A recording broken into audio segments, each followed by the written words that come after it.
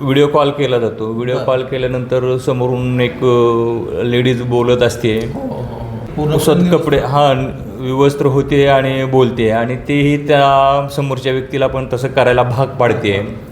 आणि ते करत असताना त्यांचं ते स्क्रीन रेकॉर्डर चालू असतं.